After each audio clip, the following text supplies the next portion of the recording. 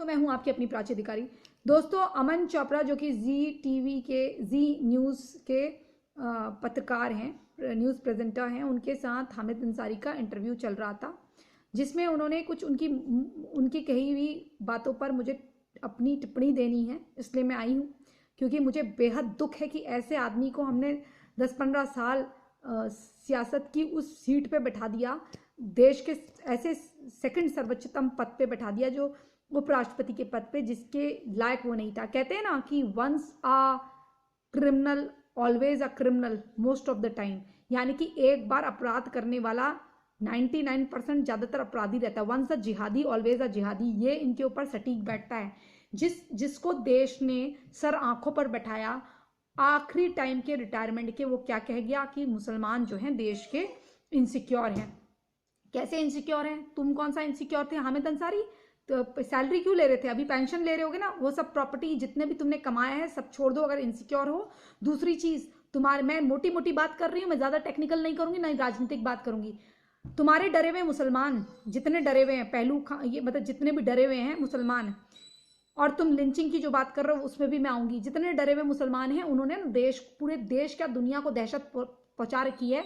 World trade centre 11 जो commercial licence पाके, यानी कि 11,000 घंटे पूरे करने के बाद कॉमर्शियल लाइसेंस मिलता है। वो कॉमर्शियल लाइसेंस पाने के बाद ऐसे 15-20 लोग जो हैं $250 पर घंटे के खर्च करने के बाद कॉमर्शियल लाइसेंस लेकर, इतनी डरी हुई कौम है, अल्लाह अकबर करके वर्ल्ड ट्रेड सेंटर गिराती है और कई हजार लोगों को मार देती है। तुम्हारे डरे हुए लोग 5 बार नमाज पढ़ने के बाद अल्लाह अकबर बोलते हुए पहुंच जाते हैं कहाँ पर? लोगों को लाइन से बैठाते हैं समुद्र के किनारे और कट कट कट गर्दन काटते हैं। तुम्हारे डरे हुए लोग बोको हराम के नाम पर एक ऑर्गेनाइजेशन चलाते हैं और 380 या 350 या 380 लड़कियों को अबडक्ट करते हैं।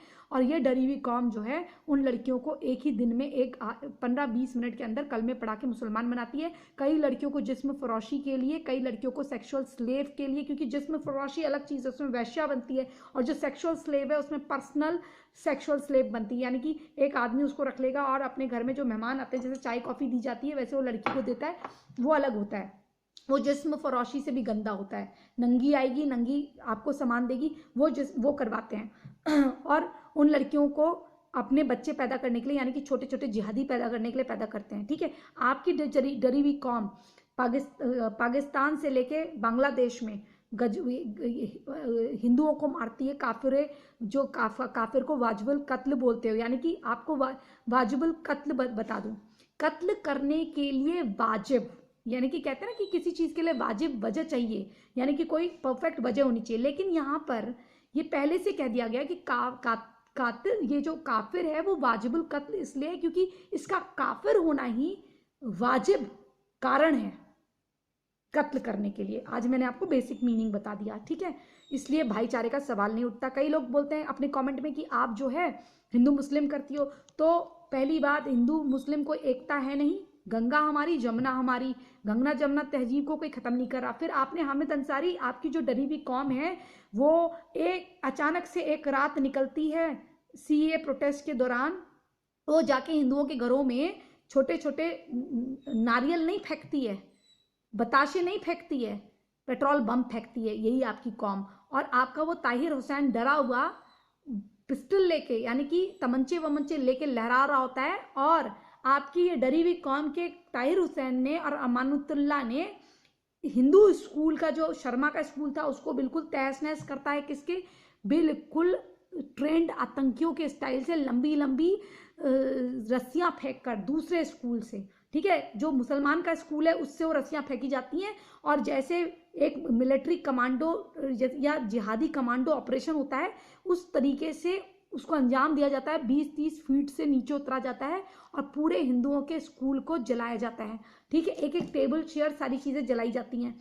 आपकी डरी हुई कौम, आपकी डरी हुई कौम के लोग, जो अंकुर शर्मा था उसको 555 या 500 चाकू घुसेड़ देते हैं, इसलिए क्योंकि वो काफिर था, और वो जबकि वो समझाने गया था कि ऐसा ना करें। आपके जो ये डरी हुई कौम का फैजल था, जिसको छुपाया गया, फैजल था या फैजान था, जो निर्भया कांड करता है उसको इसलिए छुपा देती है गवर्नमेंट कांग्रेस की, क्योंकि वो मुसलमान था, आपकी डरी हुई कौम का था, ऐसे पिक्चर देखने आया हुआ था, वो वही आदमी था आपका डरा हुआ कौम का, जिसका सर्टिफिकेट चेंज कर दिया जाता है, उसको नाबालिग बता दिया जाता है, नाबालिग बता के उसको छोड़ दिया जाता है, और आपकी जो जिहादी सरकार है वो उसको एक मशीन देती है, सिलाई मशीन, उसको देके छोड़ देती है। इस तरह की आपकी डरी हुई कौम के मेरे पास बहुत एग्जाम्पल है। आपकी डरी हुई कौम की जो जर्जर है, क्या नाम है उसका, जर्जर का नाम भूल रही हूँ, बदसूरत सी औरत, वो प्रेग्नेंट हो जाती है और वो भारत तेरे टुकड़े की बात करती है। आपकी डरी हुई कौम का शर्जिल इमाम कहता है चिकन नेक को काट दो असम से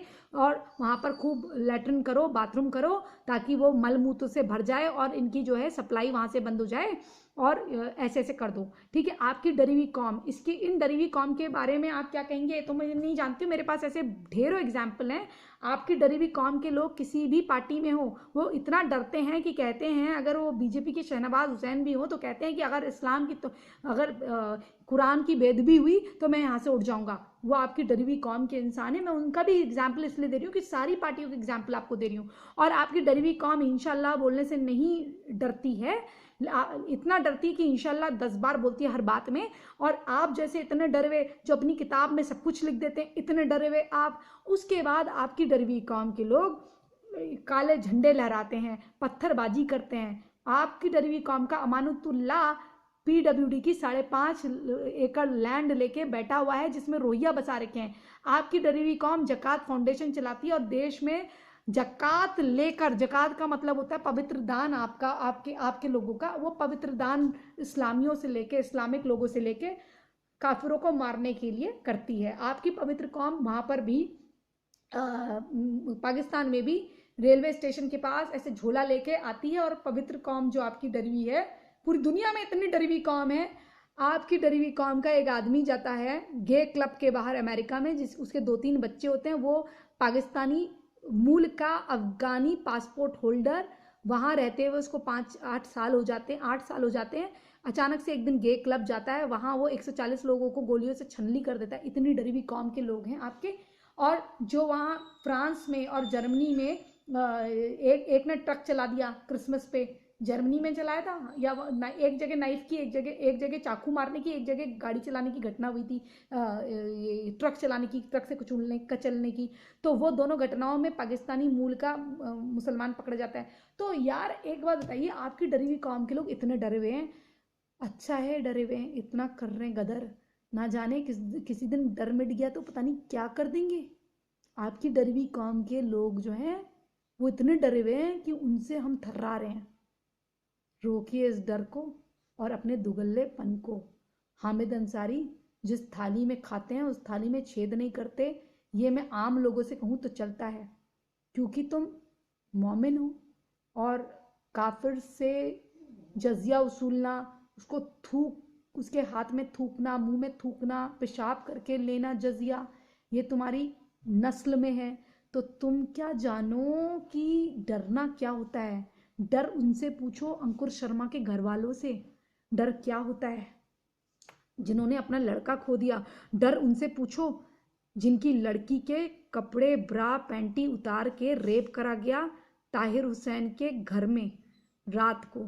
उस ताहिर हुसैन के हाथों मरे लोगों से पूछो, जो एक क्या नाम था, क्या राम नाम था उसका, जो चाय पत्ती लेने, दूध लेने गया था। उसकी बीवी से पूछो डर क्या होता है। 6-7 महीने का बच्चा था उसकी गोद में, जिसको भीड़ ने पीट पीट के मार डाला। कितने बच्चे, कितने लोग नाली के अंदर गायब हो गए, कितनी लड़कियां गायब हुई। उनसे पूछो, उनके घर वालों से, डर क्या होता है। हामिद अंसारी, हमसे पूछो डर क्या होता है। जब तेजो महल ताजमहल बन जाता है, उसे खोने का डर क्या होता है, ये पूछो। जो वर्ल्ड ट्रेड सेंटर में लोग मरे, उनके घर वालों से पूछो, जो अब कभी लौट के नहीं आएंगे, कि डर क्या होता है। डर उनसे पूछो जो बोको हराम में अपनी लड़कियां खो बैठे। तुम्हारी डरी हुई कौम ने पूरी दुनिया को बर्बाद कर रखा है, ये बर्बादी का नाटक खेलने वाली कौम। अरे इतने तुम जहाँ जहाँ हो उस जगह कुछ कचड़ा कंडी मचाया हुआ है, गंद मचाई हुई है। हामिद अंसारी, तुम एक काम करो ना, टिकट के पैसे मुझसे ले लो, जाते हो पाकिस्तान चले जाओ, जहाँ तुम्हें डर ना लगे। 56 57 इस्लामिक देश हैं, इतने डरे हुए लोगों ने हमसे सब कुछ ले लिया है। पर्शिया, ये ईरान, इराक, ये सब बनाने के बाद भी तुम इतने डरे हुए हो कि तुम इतना बोल पा रहे हो। जिस हिंदू बहुसंख्यकों के द्वारा तुम बिठाए गए हो, तुम्हें उन्होंने प्यार करा और बैठाया, और इतनी रिस्पेक्टेबल पोजीशन में होने के बाद तुमने आखिर अपनी औकात दिखाई और तुमने बताया कि तुम कितने डरे हुए हो। डरे हुए होते ना, इतना बोल नहीं पाते। और तुम कहते हो सेकुलरिज्म। सेकुलरिज्म क्या है भैया? हिंदू आतंकवाद की बात करना सेकुलरिज्म है? वो चलता है। धर्मनिरपेक्षता है, हिंदू आतंकवाद है तो धर्मनिरपेक्षता है, खुल के बोलो। और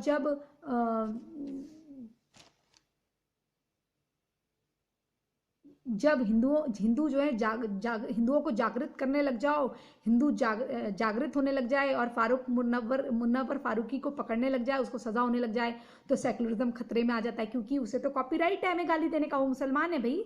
और तांडव पिक्चर बनाने वालों को, टीम को, जब उनको कहा जाता है कि भैया पेशी होगी तुम्हारी, इस तरह की हरकतें अब नहीं चलेंगी, सुप्रीम कोर्ट रिजेक्ट कर देता है, तो वो वहां पर सेकुलरिज्म खतरे में आ जाता है। क्योंकि अगर वो गाली देते और कह दिया जाता है इनका अधिकार है, तो कोई बात नहीं। शर्जील इमाम टुकड़े की बात करेगा, हिंदुत्व की कब्र खुदेगी, ये बात करेगा, तो भाई वो सब क्या है? सेकुलरिज्म का पार्ट है, उसको तो अधिकार है ना, मुसलमान है भाई। आप कोई भी धर्म के हो, आप कोई भी मजहब के हो, रिलीजन के हो, आपको हिंदुत्व के बारे में कुछ भी बोल के थूक के जाने का हक है। क्योंकि आप हमारे मुंह पे थूकिए, हम उदार हैं, हमको सहना है, क्योंकि हमें एक झुंझुना है हमारे पास, जिसका सेकुलरिज्म का। अपने ट्रिपल तलाक की और इसमें बहस करना या हलाला पे बहस करना, अगर इस पे सवाल उठाए जाएं तो ये सेकुलरिज्म खतरे में है। काफ़ी चीज़ें हैं हम जो हिंदुओं को कॉमनल बनाती हैं, कोई भी ऐसी बात जिसमें मुसलमान का नाम आ जाए वो कॉमनल हो जाती है, हमें ये कहने का हक नहीं है। अगर हम ये कह दें कि राम सिंह ने निर्भया का रेप करा तो ठीक है, लेकिन फैजल उसमें मुख्य आरोपी था, उसको 17 साल कुछ महीने का दिखा के उसको बरी करके जुवेनाइल जेल भेज के उसको बरी कर दिया गया, उसको मशीन दे दी गई। वो अगर हम ये बातें करने लग जाएं क्यों करा गया, उसको भी सजा देनी चाहिए, वो कॉमनल हो जाता है। आपको पता है कॉमनल नहीं होना है ना हिंदुओं को। हामिद अंसारी, तुम्हारी एक्चुअली फटती है कि तुम्हें लगता है कि अब आज तक जो ये गंगा जमनी तहजीब का झुंझुना पकड़ाया हुआ था, ये कैसे, ये हिंदू जो है कैसे जाग गया? क्योंकि गंगा हमारी, जमुना भी हमारी। तुम अपनी उन नदियों की बात करो जो वहाँ पर रेगिस्तान की बात करो, तुम्हारे रेगिस्तान की बात करो, तुम्हारी मिस्र की बात करो, जहाँ के तुम अपने आप को वंशज मानते हो, वहाँ की बात करो। यहाँ का छोड़ दो, तुम बहुत डरे हुए हो। तुम डरे हुए लोगों को हमारा दंडवत प्रणाम है, लेकिन अब याद रखना कि अब अगर फालतू की बकवासें करोगे और तुम ये इधर उधर की बात करोगे, गोधरा की, जब गोधरा की बातें करोगे तो साबरमती भी याद कर लेना, और तुम अपना नंगा खेल याद कर लेना। और तुझ जैसे आदमी को उपराष्ट्रपति क्या, देश का टॉयलेट साफ करने वाला नहीं बनाना चाहिए था। और तुझे इतना शौक है तो निकल यहाँ से, निकल ले, सीधे दूसरे जगह जा।